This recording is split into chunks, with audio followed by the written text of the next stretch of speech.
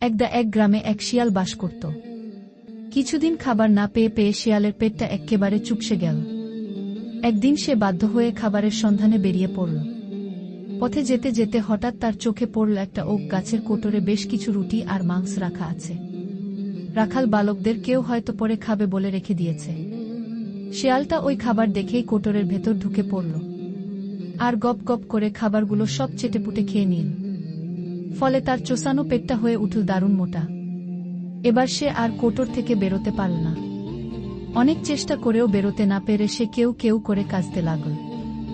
পথ দিয়ে তখন আর একটা শিয়াল যাচ্ছিল। যেতে যেতে কোটরে আটকে পড়া শিয়ালকে কেউ কেউ করে কাঁদতে দেখে বলল, কি হলো ভাই তোমার?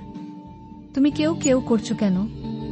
কোটরে আটকে পড়া শিয়ালটা তখন তার মুশকিলের কথা তাকে খুয়ে বলল।